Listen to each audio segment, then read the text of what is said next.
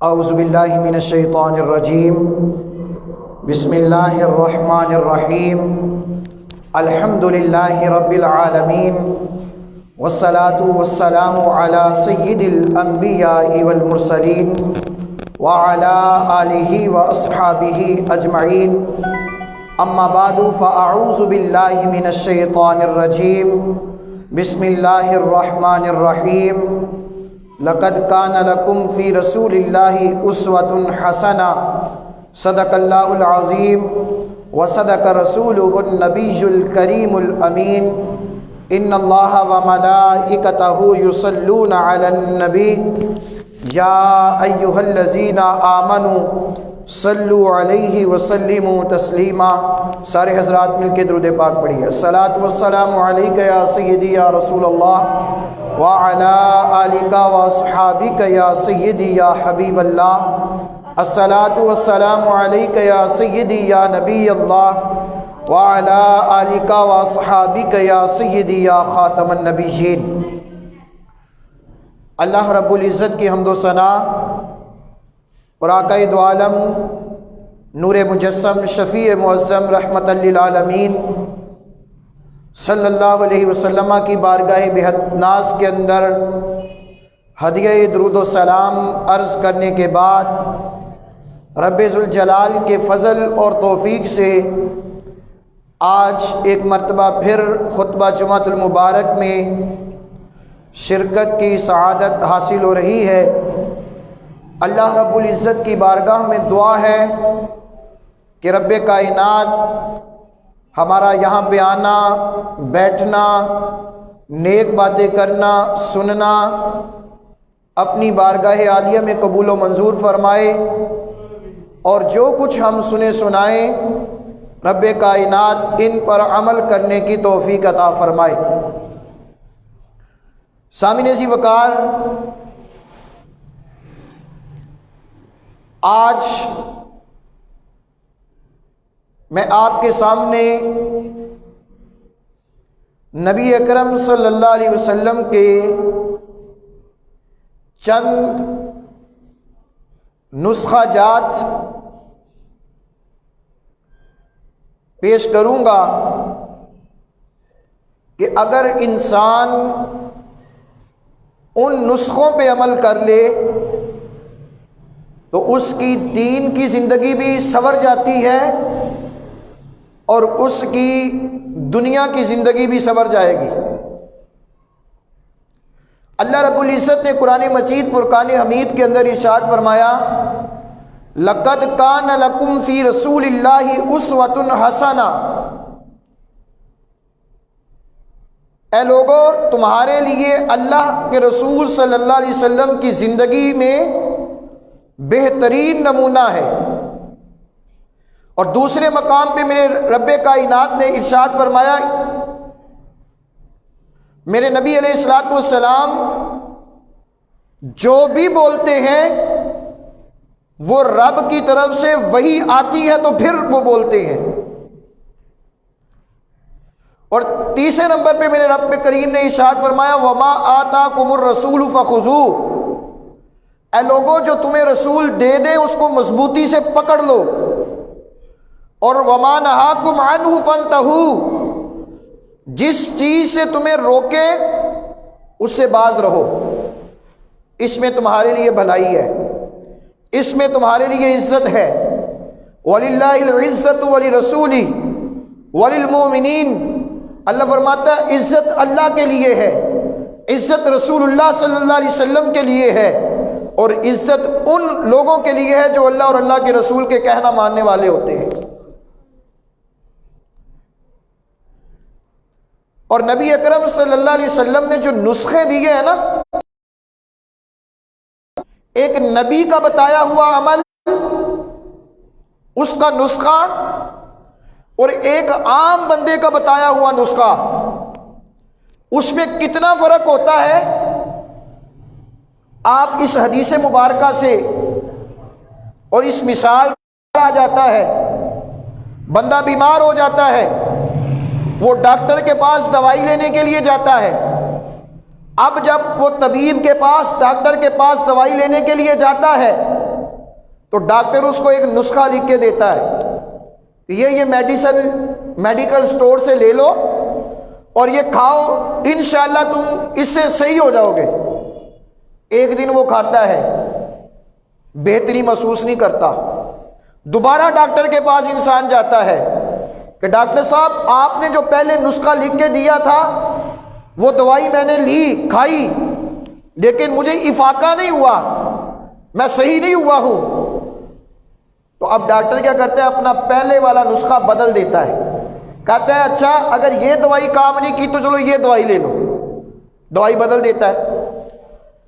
دوسرے دن وہ اسٹور سے دوائی لیتا ہے، کھاتا ہے، جب وہ کھا لیتا ہے تو پھر بھی افاقہ نہیں ہوتا، تیسری مرتبہ پھر ڈاکٹر کے پاس جاتا ہے تو ڈاکٹر سے پھر کہتا ہے ڈاکٹر صاحب کل بھی جو آپ نے دوائی لکھ کے دی تھی مجھے اس سے افاقہ۔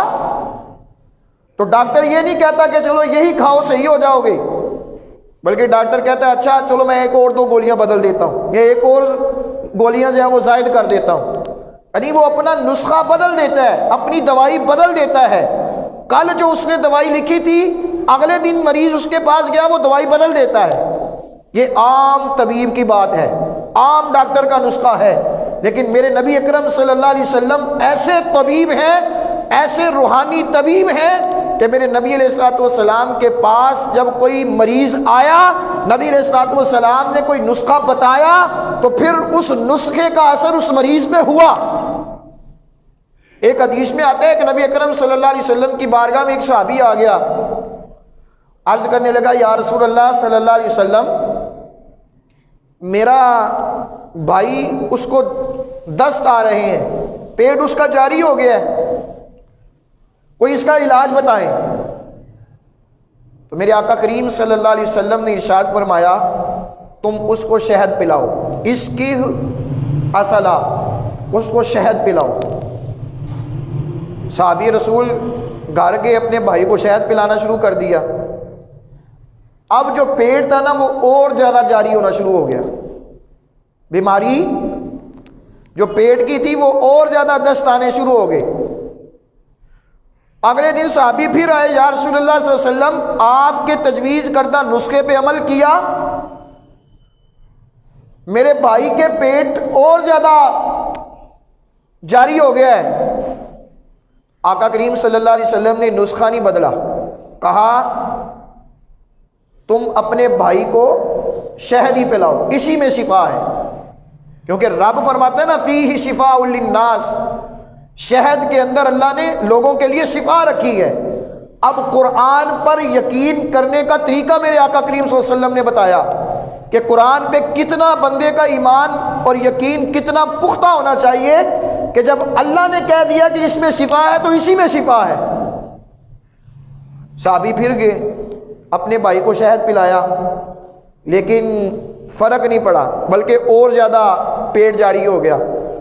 پھر تیسری مرتبہ آئے، عرض کی یا رسول اللہ صلی اللہ علیہ وسلم آپ کے کہنے پر جب وہ شہد پلایا تھا بیماری ابھی بھی ویسے کی ویسے ہی ہے، بلکہ اس کا پیٹ اور جاری ہو گیا ہے۔ تو آقا کریم صلی اللہ علیہ وسلم نے فرمایا اسقہ اصلا، اے میرے صحابی اس کو شہد ہی پلاؤ، فیہ شفاء للناس، شہد کے اندر ہی اللہ نے لوگوں کے لیے شفا رکھی ہے۔ تمہارے بھائی کا پیٹ جھوٹ بولتا ہے، تمہارے بھائی کی صحت جو ہے وہ اسی شہد کے اندر ہے۔ اب صحابی رسول تیسری مرتبہ گئے، اپنے بھائی کو شہد پلایا۔ اب تیسری مرتبہ جب شہد پلایا نا تو ان کو جو دست آ رہے تھے وہ بند ہو گئے۔ اب صحابی رسول صلی اللہ علیہ وسلم رسول اللہ کی بارگاہ میں عرض کرنے لگے یا رسول اللہ میرے بھائی کا پیٹ صحیح ہو گیا ہے۔ تو حضور نے فرمایا اللہ نے فرمایا ہے اسی میں لوگوں کے لیے شفا ہے، تو پس اللہ نے اسی میں پیٹ کی بیماریوں کی شفا رکھی ہے، تو شہد ہی سے شفا حاصل ہوتی ہے۔ تو اب یہ نبی اکرم صلی اللہ علیہ وسلم نے ایک نسخہ دیا کہ اپنے بھائی کو شہد پلاؤ۔ ایک نبی اور ایک عام طبیب کے اندر، ڈاکٹر کے اندر کتنا فرق ہے۔ جب ہم ایک نبی کے پاس جاتے ہیں تو نبی اپنا بتایا ہوا نسخہ بدلتا نہیں ہے، بلکہ نبی کے بتائے ہوئے طریقے کے اندر ہی شفا ہوتی ہے۔ جبکہ ڈاکٹر اس کے پاس ایک دن جاؤ، دوسرے دن جاؤ، تیسرے دن جاؤ، ہر مرتبہ وہ اپنا نسخہ بدل دیتا ہے۔ اس وجہ سے ہم نے ہمیں آقا کریم صلی اللہ علیہ وسلم نے زندگی گزارنے کے اور اس کے اندر سکون حاصل کرنے کے اور اپنے آپ کو صحت مند رکھنے کے اور اپنی اس دنیا کی زندگی کو آخرت کی کھیتی اور اپنی اس دنیا کی زندگی کو دنیاوی اور اخروی اعتبار سے درست کرنے کے لیے چند نسخہ جات بتائے ہیں۔ ہم سب نے اسی صحابی رسول صلی اللہ علیہ وسلم کی طرح یقین رکھتے ہوئے اپنے نبی اکرم صلی اللہ علیہ وسلم کے نسخہ جات پہ عمل کرنا ہے۔ انشاءاللہ جو نبی علیہ الصلوۃ والسلام نے نسخے بتائے ہیں ان کا اثر بھی رب کائنات ہم پہ ظاہر فرما دے گا۔ سامنے ذی وقار، پہلا نسخہ،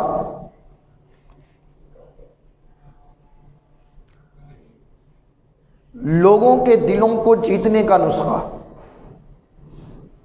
ہم چاہتے ہیں نا کہ ہم ایک دوسرے سے محبت کریں، سارے لوگ ہماری طرف اٹریکٹ ہوں، ہماری طرف متوجہ ہوں، ہم سے پیار کریں، ہمارے ساتھ اچھا سلوک کریں۔ تو میرے نبی علیہ الصلوۃ والسلام نے اس کا ایک نسخہ بتایا ہے۔ اگر تم چاہتے ہو کہ لوگ تمہارے سے محبت کریں، اگر تم چاہتے ہو کہ لوگ تمہاری طرف اٹریکٹ و متوجہ ہوں، تم سے پیار کریں، تو میرے اس بتائے ہوئے طریقے پہ عمل کر لو، لوگ اللہ رب العزت لوگوں کے دلوں کو تمہاری طرف متوجہ فرما دے گا۔ اب وہ طریقہ کیا ہے؟ وہ طریقہ حسن اخلاق ہے۔ اپنے اخلاق کو سنوارو، لوگوں کے ساتھ اچھا رویہ اختیار کرو، لوگوں سے اچھا سلوک کرو۔ جب تم لوگوں سے اچھا سلوک کرو گے تو رب کائنات لوگوں کے دلوں کو تمہاری طرف متوجہ کر دے گا۔ یہ وظیفہ ہے، نسخہ ہے میرے نبی کا۔ اور پھر میرے نبی نے اپنے عمل سے یہ کر کے بھی دکھایا کہ وہ بدترین دشمن جو میرے نبی علیہ الصلوۃ والسلام کو مکے سے نکالنے والے تھے، حضور اکرم صلی اللہ علیہ وسلم سے جنگیں لڑنے والے تھے، حضور صلی اللہ علیہ وسلم کو معاذ اللہ شہید کرنے کے ارادے کرنے والے تھے، میرے نبی علیہ الصلوۃ والسلام کے اخلاق کا ایسا اثر ہوا کہ وہ بدترین دشمن جو ہے وہ شدید ترین محب میں جو ہے وہ داخل ہو گئے۔ ریاض جو آج سعودیہ کا دارالحکومت ہے، اس علاقے میں حضور کے، ان علاقے کے کچھ بندے حضور کے مخالف تھے، کفار تھے، مشرکین تھے، جنگ کرنے کا انہوں نے ارادہ کر لیا۔ حضور کو پتہ چلا تو آقا کریم صلی اللہ علیہ وسلم بھی میدان جنگ کے لیے نکل پڑے۔ ایک میدان میں پڑاؤ ڈالا، اب نماز کا ٹائم ہو گیا، صحابہ کرام اپنی اپنی جگہ وضو کرنے چلے گئے، آقا کریم صلی اللہ علیہ وسلم بھی وضو کرنے کے لیے گئے۔ ایک خالی میدان، حضور وہاں پہ چلے گئے۔ اب دشمن نے جب دیکھا نا کہ محمد صلی اللہ علیہ وسلم ایک خالی میدان کے اندر ہے، تو ان میں سے ایک بندہ آگے بڑھا جس کا نام دوسور تھا۔ جب وہ آگے بڑھا تو اس نے کہا موقع اچھا ہے، محمد اکیلے ہیں، میں اچانک جا کے ان کے پیچھے سے حملہ کروں گا اور معاذ اللہ ان کو شہید کر دوں گا۔ یعنی اتنا بدترین دشمن جو حضور کی شہادت کے ارادے سے آیا ہے، آقا کریم صلی اللہ علیہ وسلم کے پیچھے سے آیا اور تلوار تان لی۔ اب جب اکیلے حضور کو دیکھا نا، جب اکیلا تو پکار کے بولا اونچی آواز سے، اے محمد بتا، اب تو اکیلا ہے، بتا اب مجھ سے تجھے کون بچائے گا، کون بچائے گا؟ تو میرے آقا کریم صلی اللہ علیہ وسلم نے اس وقت فرمایا، اے مجھ کو قتل کرنے کے ارادے سے آنے والے، موت اور زندگی اللہ کے ہاتھ میں ہے، اللہ مجھے بچائے گا۔ کون بچائے گا؟ اللہ بچائے گا۔ اب چوں ہی میرے آقا نے اللہ کا نام لیا نا، تو لفظ اللہ کے اندر اتنا دبدبا ہے، اتنی دہشت ہوئی کہ اس کے ہاتھ سے تلوار نیچے گر گئی اور آقا کریم صلی اللہ علیہ وسلم نے وہ تلوار پکڑ لی۔ اب جب تلوار آقا کریم صلی اللہ علیہ وسلم نے پکڑ لی نا، اب وہ دشمن اکیلا ہے اور حضور کے ہاتھ میں تلوار ہے، اور حضور نے اس کی گردن پہ تلوار رکھ کے فرمایا، اے دسور اب تو بتا مجھ سے تجھے کون بچائے گا۔ مجھ سے تجھے کون بچائے گا؟ اب وہ منتیں ترنے کرنے لگ پڑا، کیا محمد آپ تو بڑے درگزر کرنے والے ہیں، آپ تو لوگوں کو معاف کرنے والے ہیں، آپ تو بڑے نیک ہیں، اچھے ہیں، اچھا سلوک کرنے والے ہیں، مجھے معاف کر دیجئے۔ آقا کریم صلی اللہ علیہ وسلم نے اپنے اس دانی دشمن کو معاف کر دیا۔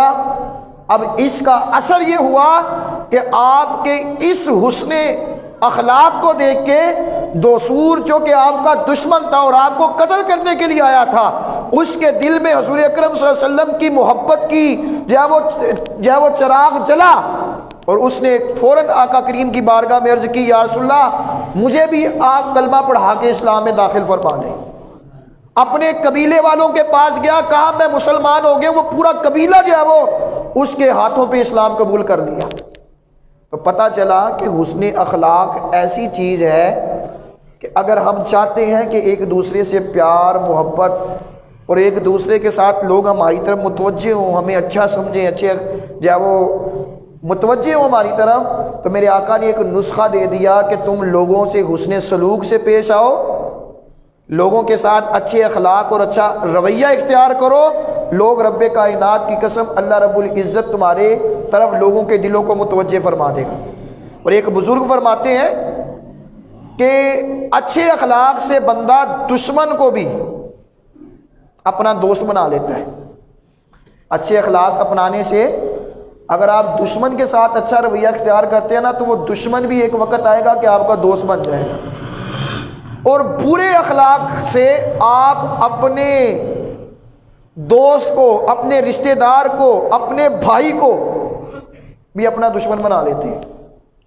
برے اخلاق اپنانے سے آپ اپنے بھائی کو بھی اپنا، آپ معاشرے کے اندر ایسی مثالیں دیکھتے نہیں ہیں، بھائی بھائی لڑ کے عدالت میں پہنچ گئے، جی وہ جائیداد کا رپڑ پڑ گیا۔ اب اچھے اخلاق ہوتے تو ایک دوسرے سے صلح صفائی کے ساتھ معاملات طے کرتے، عدالت تک جانے کا موقع نہ ملتا۔ حتیٰ کہ ہم نے دیکھا کہ خبروں میں آتا ہے کہ بھائی بھائی پہ فائر کر رہا ہے، بھائی بھائی تو علیحدہ کہ بیٹا جو ہے وہ ماں باپ کو جو ہے وہ گولیاں مار کے مار رہا ہے۔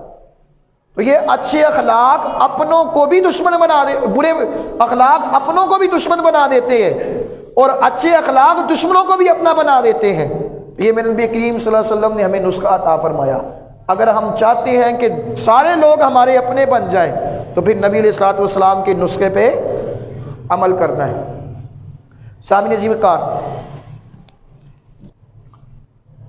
آج کل نا یہ دل کی بیماری بڑی عام ہو چکی ہے، ہارٹ اٹیک، پتہ ہی نہیں لگتا بندہ ابھی تھوڑی دیر یہاں پہ بیٹھا ہوا ہے، باہر گیا پتہ لگا جی وہ فوت ہو گیا ہے۔ کیا ہوا جی؟ اچانک ہارٹ اٹیک ہو گیا، دل کا اٹیک ہو گیا جی، کولیسٹرول بڑھ گیا، بلڈ پریشر بڑھ گیا، ہے نا یہ بیماریاں۔ تو میرے نبی علیہ الصلوۃ والسلام نے اس کا علاج بھی ہمیں بتایا ہے، بلکہ دل کی بیماری کی تشخیص سب سے پہلے میرے آقا کریم صلی اللہ علیہ وسلم نے کی ہے۔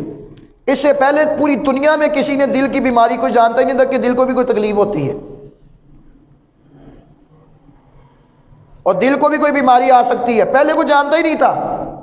سب سے پہلے جو تشخیص اس کو کی ہے تو میرے آقا کریم صلی اللہ علیہ وسلم نے کی ہے۔ کیسے؟ حدیث پاک میں آتا ہے، حضرت سعد رضی اللہ تعالیٰ عنہ ایک مرتبہ حضور اکرم صلی اللہ علیہ وسلم کے پاس آئے، آ کے عرض کرنے لگے، یا رسول اللہ صلی اللہ علیہ وسلم کئی دن ہو گئے ہیں، سینہ جو ہے وہ بڑا گھبرا رہا ہے، سینے میں درد اٹھتی ہے اور گھبراتا سا ہے سینے سے۔ پہلے پتہ ہی نہیں تھا کہ دل کی بیماری بھی کوئی ہوتی ہے، سینے میں گھبراہٹ سی تاری ہے اور دل بڑا گھبرا رہا ہے۔ تو میرے آقا کریم صلی اللہ علیہ وسلم نے فرمایا یہ تمہارے دل کی وجہ سے ہے، یہ دل کی وجہ سے، دل کمزور ہو گیا ہے، اس وجہ سے کیا نام ہے یہ تمہارا دل جو ہے وہ سینہ جو ہے وہ کمبڑا رہا ہے اور تمہارے سینے میں درد ہو رہی ہے۔ تو آقا کریم صلی اللہ علیہ وسلم نے حضرت سعد کو یہ فرمایا کہ تمہارا دل گھبرا رہا، اس کی وجہ یہ ہے کہ تمہارے دل کی کمزوری ہے۔ تو حضرت سعد نے عرض کی، یا رسول اللہ صلی اللہ علیہ وسلم پھر اس کا علاج کیا ہے؟ اب کئی قسم کی دوائیوں سے ہماری جان چھوٹ سکتی ہے، اتنے دوائیوں کے تھدوں سے ہمیں جان چھوٹ سکتی ہے اگر ہم حضور کی سنت پہ عمل کر لیں۔ حضور کے اس علاج اور نسخے پہ عمل کر لیں اور یقین رکھ کے کریں۔ حضرت سعد رضی اللہ تعالیٰ عنہ نے عرض کی، یا رسول اللہ پھر اس کا علاج کیا ہے، کیا کروں میں؟ آقا کریم صلی اللہ علیہ وسلم نے ارشاد فرمایا، تم اجوا کھجور کھاؤ۔ کیا کھاؤ؟ کیا کھاؤ؟ سارے بولیں کیا کھائیں؟ اجوا کھجور کھاؤ۔ اجوا کھجور میں تمہارے اس دل کی شفا ہے۔ آج بھی ڈاکٹر جو ہے نا وہ یہ تجویز کرتے ہیں کہ جس کو دل کی بیماری ہے نا وہ اجوا کھجور کھائے تو دل کے جو وال بند ہوئے ہوتے ہیں، دل کی کمزوری ہے، اس اجوا کھجور کھانے کی برکت سے اللہ اس کو اس کی بیماری سے اس کو صحت عطا فرماتا ہے۔ کولیسٹرول جو بڑا ہوتا ہے نا، اس اجوا کھجور کے اندر اللہ نے ایسی تاثیر رکھی ہے کہ رب کائنات جو بندہ اس کھجور کو کھاتا ہے، رب کائنات اس کو جو ہے وہ اس بیماری سے شفا عطا فرما دیتا ہے۔ کون سی کھجور؟ اس کو اپنی روٹین میں رکھیں، کبھی بھی دل کی بیماری نہیں لگے گی۔ اور پھر اجوا کھجور اوپر سے جو ایک گودا ہوتا ہے نا میٹھا میٹھا، وہ علیحدہ، اس کی جو گٹلی ہے اجوا کھجور کی گٹک، اس کو پیس کر صفوف بنا کر اس کو روزانہ کھانے سے بندہ کبھی بھی دل کی بیماری میں مبتلا، بلکہ حضرت اسما بنت ابی بکر رضی اللہ تعالی عنہا، حضرت ابو بکر کی شہزادی، وہ جو ہے وہ اپنے جانوروں کو، گائیں کو، اونٹوں کو، گھوڑوں کو، جب کچھ نہیں نہ ہوتا تھا ان کے پاس تو یہ کھجوروں کی گٹکیں ہی پیس کے جو ہے ان کو کھلایا کرتی تھی۔ تو اس کی وجہ سے جو ہے وہ جانور بڑے تازہ اور بڑے فریش رہتے تھے اور بڑے طاقتور ہوتے تھے، اور عرب کے لوگ آج بھی استعمال کرتے ہیں۔ بلکہ جب ہم مدینہ شریف گئے تو مدینہ شریف میں پوری پوری ڈبیاں ملتی ہیں یہ اجوا کھجور کی، صفوف کی پیسی ہوئی اجوا گٹک، اس کی ڈبیاں ملتی ہیں ریالوں میں۔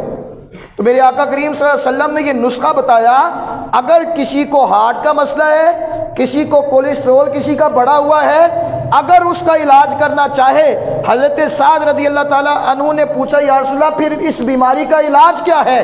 میرے آقا نے فرمایا تم اجوا کھجور کھاؤ، اس کو استعمال کرو، رب کائنات تم کو اس بیماری سے شفا عطا فرما دے گا۔ تو آج وہ بندہ مسلمان بھی اس اجوا کھجور کو استعمال کرے اور یقین رکھ کے کرے، انشاءاللہ اس کی کبھی بھی دل کی بیماری، اور یہ عام بیماری ہے، آج بندے پھڑک رہے ہیں ایسے ہی، پتہ ہی نہیں لگتا کیا ہو گیا، ابھی ادھر سے گیا اور جو ہے وہ بندہ باہر گیا اور فوت ہو گیا، اطلاع ملی جی کیا ہوا، ابھی تو نماز پڑھ کے گیا تھا، پتہ ہی نہیں لگا، پتہ لگا جی اٹیک ہو گیا ہے۔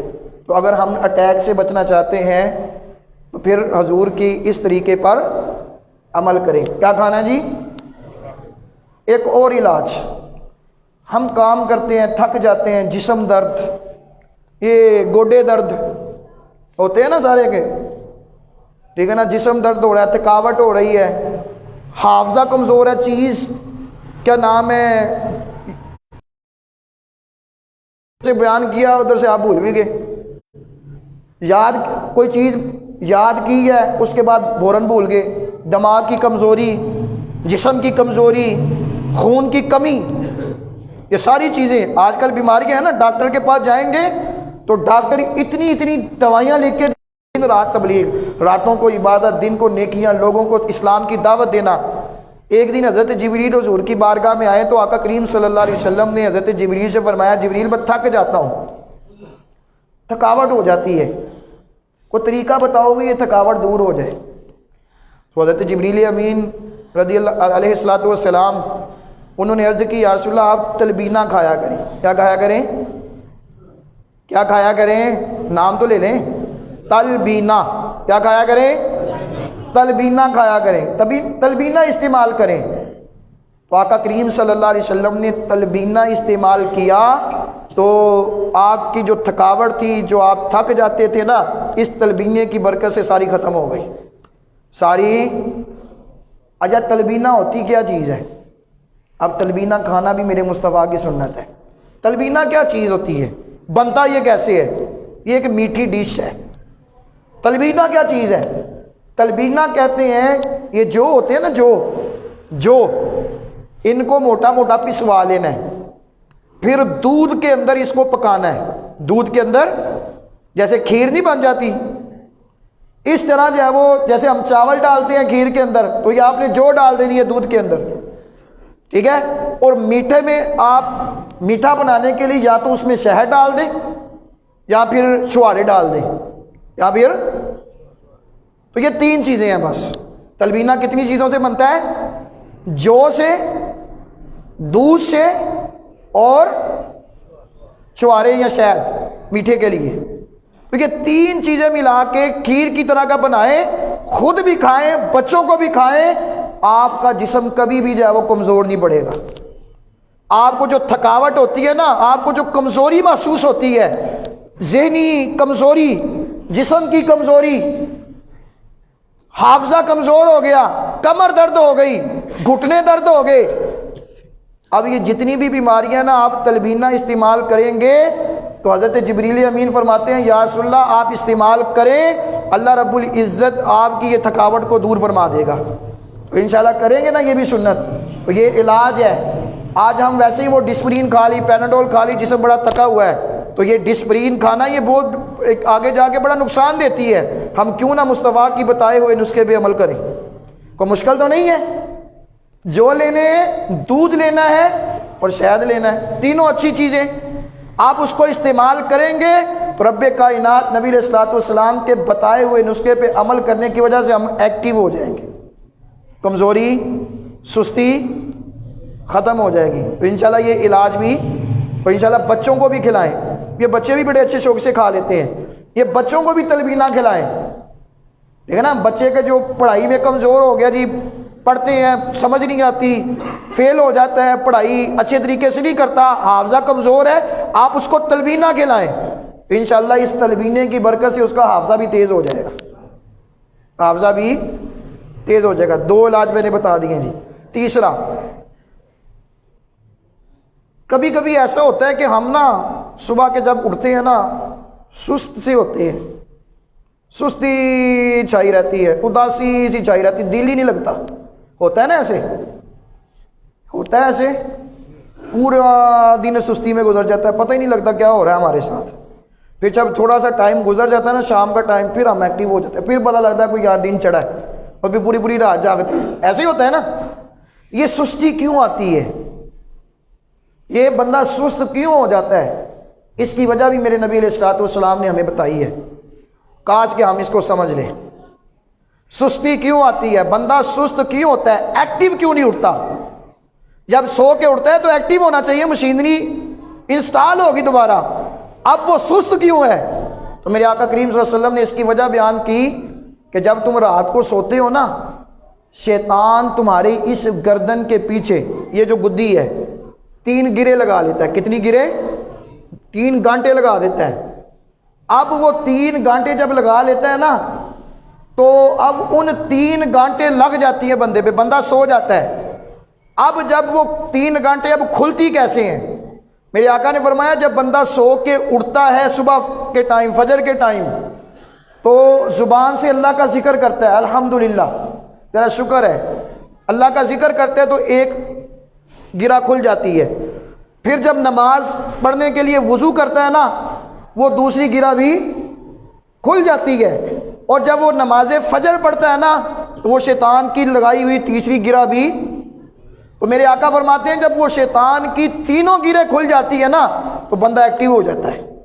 بندہ ایکٹیو ہو جاتا ہے، ہوشیار، اٹینشن ہو جاتا ہے. اس کے جسم کے اندر جو سستی ہوتی ہے نا، وہ ختم ہو جاتی ہے.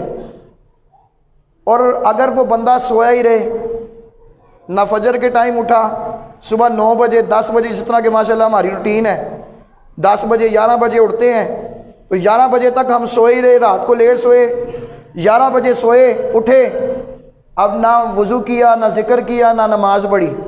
میرے آقا فرماتے ہیں وہ 3 گرہیں ویسی کی ویسی لگی رہتی ہیں. وہ 3 گرہیں اب ان کہ بندہ سست رہتا ہے. بندہ پورا دن اس کا سست، دل ہی نہیں لگتا، اداسی میں گزر گیا، پتہ ہی نہیں لگ رہا ہو کیا رہا ہے میرے ساتھ. ٹھیک ہے نا. وہ 3 گروں کا اثر ہوتا ہے.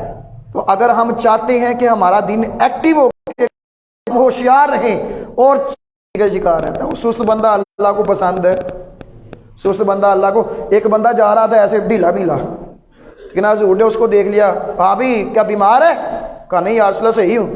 تو حضور نے فرمایا پھر صحیح طریقے سے کیوں نہیں چل رہا؟ اللہ کو سست بندہ پسند کھانا، لیکن پیٹ نہیں بڑھتا. تو ہوتا ہے نا ایسے کھانا کھاتے ہیں، پیٹ کھائی جاتے ہیں، ہاں جی ہاں جی ہو لے ہو، پھر کھایا، ہاں جی ایک اور آ جائے جی، کھانا کھائی جاتے ہیں لیکن پیٹ بھرتا ہی نہیں۔ ایسا ہوتا ہے لوگوں کے ساتھ۔ تو نبی علیہ الصلوۃ والسلام نے اس سے بچنے کا بھی ایک نسخہ بتا دیا۔ حدیث پاک میں آتا ہے، حضرت وحشی بن حرب رضی اللہ تعالیٰ عنہ سے یہ حدیث مروی ہے، وہ کہتے ہیں کہ ہم نے نا ایک دن حضور اکرم صلی اللہ علیہ وسلم کی بارگاہ میں بیٹھے ہوئے تھے تو کھانا آ گیا، تو رسول اللہ بھی پاس بیٹھے ہوئے تھے، تو ہم نے رسول اللہ صلی اللہ علیہ وسلم سے عرض کر دیا، یا رسول اللہ ہم کھانا کھاتے ہیں لیکن کھانا کھانے کے باوجود پیٹ بھرتا ہی کوئی نہیں، پھر بھی بھوک سی رہتی ہے، پیٹ نہیں بھرتا، تھوڑی دیر بعد بھی بھوک لگ جاتی ہے۔ تو میرے آقا نے فرمایا اب علاج سنو اس کا، کھانا کھانے کے باوجود پیٹ نہ بڑھتا ہو تو حضور نے اس کا علاج کیا بتایا؟ حضور نے بتایا پہلے اس کی بیماری تشخیص کی کہ تمہیں یہ بیماری ہے، اس سے بچ جاؤ گے تو تمہارا علاج ہو جائے گا۔ حضور نے پوچھا اے میرے صحابہ شاید تم علیحدہ ہو کے کھانا کھاتے ہو، میرا کھانا ادھر پلیٹ سے ادھر کھانا اس کا پلیٹ میں، علیحدہ ہو کے کھانا کھاتے ہو؟ صحابہ نے عرض کی جی یا رسول اللہ ہم علیحدہ ہو کے کھانا کھاتے ہیں۔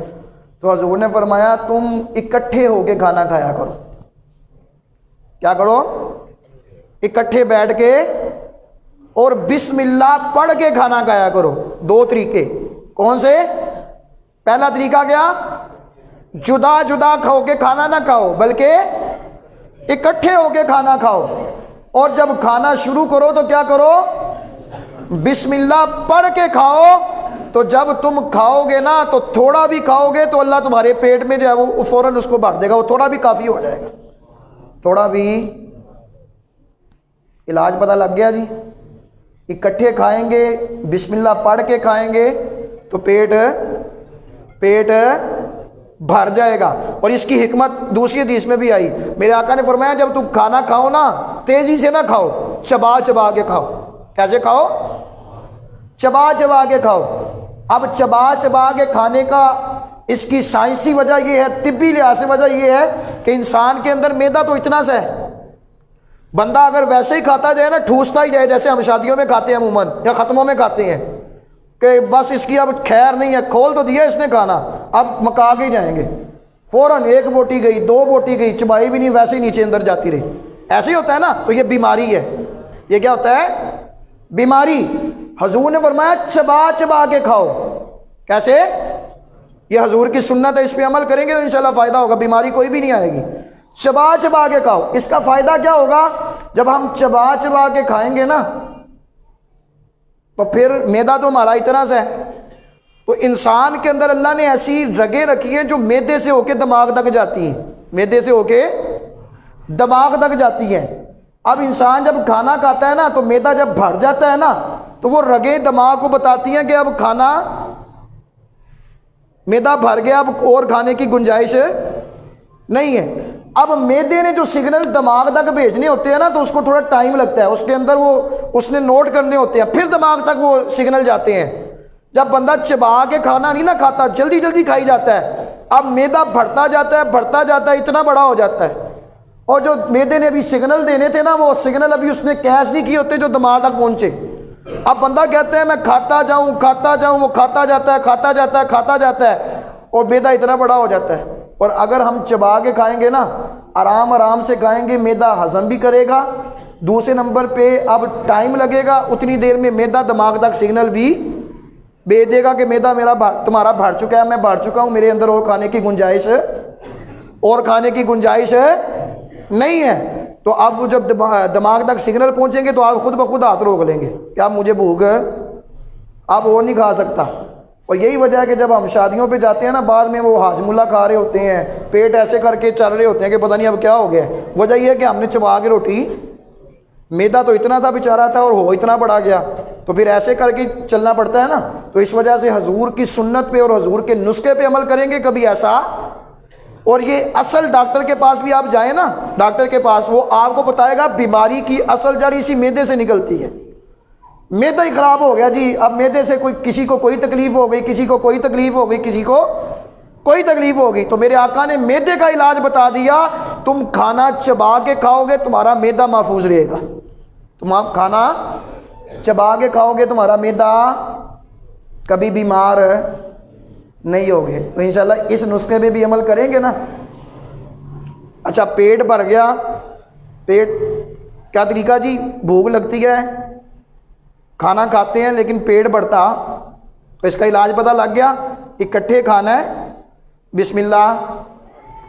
اور ایک حدیث میں آتا ہے نا، ایک کافر حضور کے پاس آیا تو 7 روٹیاں کھائیں تو پھر بھی قتل لے آؤ، ٹھیک ہے نا، وہ مسلمان ہو گیا تو پھر صحابہ نے روٹیاں پیش کی تو آدھی ہی کھائی تھی، تو حضور نے عرض کرنے کا یا رسول اللہ بس ہو گئی ہے، تو صحابہ نے حضور سے عرض کی یا رسول اللہ کل تو یہ 7 کھا گیا تھا، آج آدھی پہ رج گیا ہے، تو حضور نے فرمایا کل یہ کافر تھا آج مسلمان ہے، اور جب مسلمان کھانا کھاتا ہے نا تو بسم اللہ پڑھ کے کھاتا ہے، تو اس کی برکت اتنی ہوتی ہے کہ وہ تھوڑا رزق بھی اس کا پیٹ